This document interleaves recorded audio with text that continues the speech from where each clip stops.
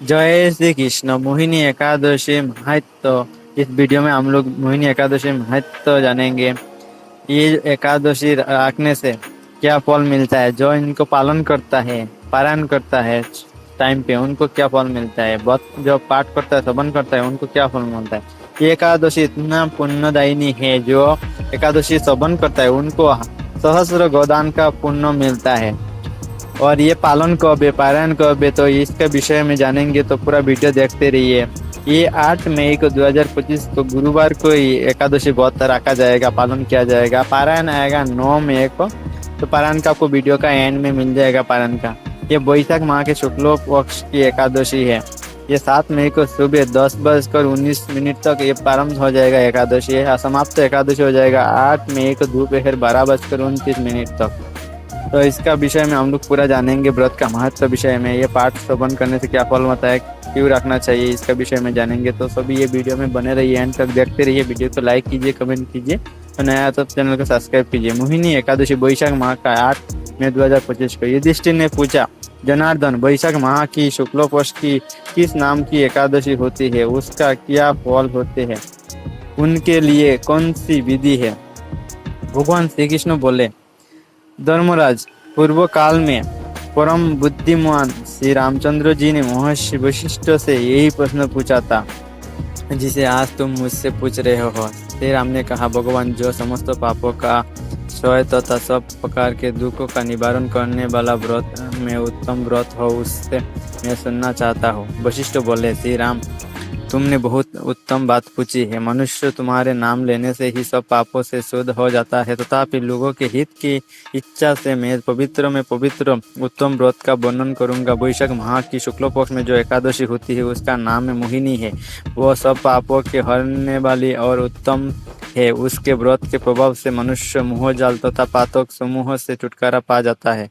सरस्वती नदी के रमणीय तट पर भद्रावती नाम की सुंदर नगरी थी। वहाँ दितिमान नामक राजा, जो चंद्रवंश में उत्पन्न और सत्यप्रतिज्ञ थे, राज्य करते थे। उसी नगर में एक वैश्य रहता था, जो धन धान्य परिपूर्ण और समृद्धिशाली था। उसका नाम था धनपाल। वह सदा पुण्य कर्मों में लगा रहता था। दूसरे के लिए प्यासा, प्याऊ, कुओं, मठ, बगीचा, पोखरा और घर बनाया करता था। भगवान विष्णु की भक्ति में उसका हार्दिक अनुराग था। वो सदा शांत रहता था। उसके 5 पुत्र थे, सुमोना, दितिमान, मेघाभि, सुकृत तथा दिष्टबुद्धि 5वां था। वह सदा बड़े बड़े पापों में ही संलग्न रहता था। जुए आदि दुर्व्यसनों में उसकी बड़ी आसक्ति थी। वो वेश्या से मिलने की लिए लालायित रहता था। उसकी बुद्धि न तो देवताओं के पूजन में लगती थी और न पितरों तथा ब्राह्मणों के संस्कार में। बहुत दुष्टात्मा अन्याय के मार्ग पर चलकर पिता का धन बर्बाद किया करता था। एक दिन वो वेश्या के गले में बाहें डाल चौराहे पर घूमता देखा गया, तो पिता ने उसे घर से निकाल दिया तथा बंधु बांधवों ने भी उसका परित्याग कर दिया। अब वह दिन रात दुख और शोक में डूबा तथा कष्टों पर कष्ट उठाता हुआ इधर उधर भटकते लगे। एक दिन किसी पुण्य के उदय होने से वह महर्षि कौंडिन्य के आश्रम पर जा पहुंचा। वैशाख माह का महीना था। तपोधन कौंडिन्य गंगा जी में स्नान करके आए थे।